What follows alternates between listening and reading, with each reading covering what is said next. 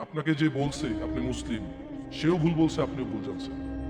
আপনি বলেন তো, মুসলিমের পরিচয় কি আল্লাহ দিবে না মানুষ দিবে? মানুষের মধ্যে কি মুহাম্মদ সাল্লাল্লাহু আলাইহি সাল্লাম দিবে নাকি অন্য মানুষ দিবে? তিনি বলেছেন যে মান তারাকা সালাহ, যে সালাত ছাড়লো ফাকাদ কাফার, সে কাফের, সে কুফরি করলো। তো কিভাবে? যে ব্যক্তি যেই ওয়াক্ত ছাড়লো সে ওই ওয়াক্ত কুফরি করলো। একেবারে ধরেন ফেরাউনের মতো না, নমরুদের মতো না যে কাফের হয়ে গেল।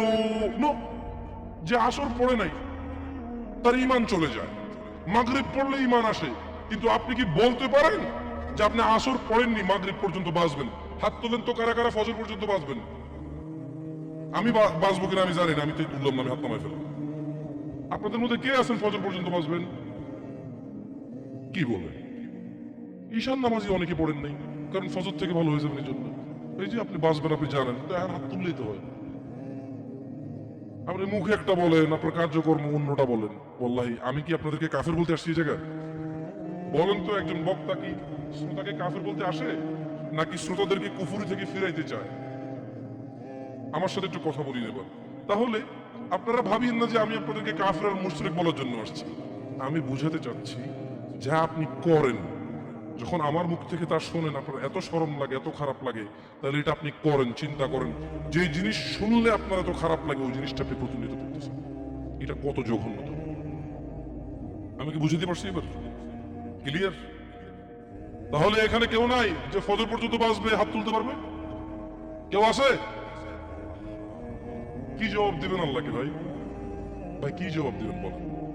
দাড়ি চিসে ফেলতেছেন, টাকুর নিচে কাপড় পরতেছেন, এক ওয়াক্ত নামাজের ধার ধারতেছেন না, অন্যের মেয়েকে ফুসলিয়ে ফাসলিয়ে কোর্ট ম্যারেজ করে ফেলতেছেন, একটা পারিবারিক ফিতনা ফাসাদের মধ্যে জড়িয়ে যাচ্ছেন, একটা সামাজিক ফিতনা ফাসাদের মধ্যে জড়িয়ে যাচ্ছেন।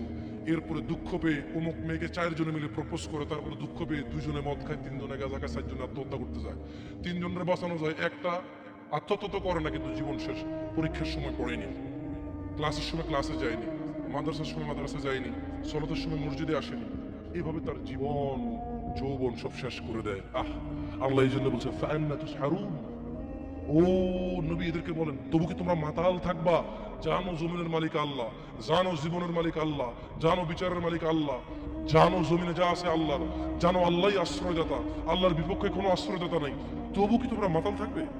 এটাই আল্লাহ বলছেন। শুনুন যুবক, তোমাকে বলি, চাচা আপনাকেও বলি, হোক সেটা আল্লাহ নবীর নামে গান, বাদ্যযন্ত্র হারাম। বাদ্যযন্ত্র কি হারাম। একটু মনোযোগ দিয়ে শুনবেন, বলে কথা শেষ করে চলে যাবেন ইনশাআল্লাহ।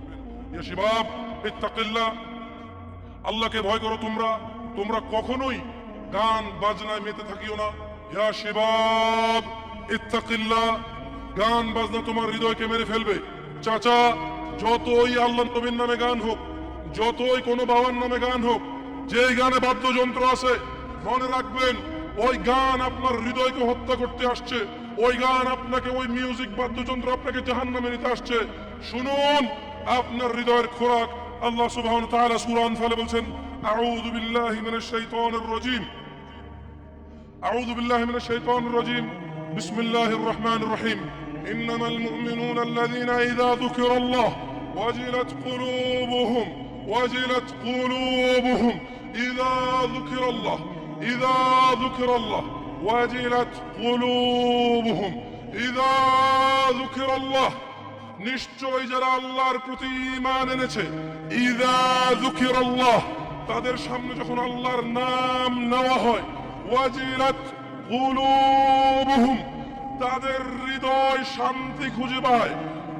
ওয়াইযা তুলিয়াত আলাইহিম আয়াতুহু যাদাতহুম ঈমানা ওয়া আলা রাব্বিহিম ইয়াতাওয়াক্কালুন, আর তাদের সামনে যখন আল্লাহর কোরআনের তেলাওয়াত করা হয়, তাদের ঈমান, তাদের আল্লাহ ভীরুতা, আল্লাহর উপর ভরসা, আল্লাহর অনুগত্য, হারাম হালালের বাদ বিচার, হারাম হালালের পার্থক্য তাদের বেড়ে যায়।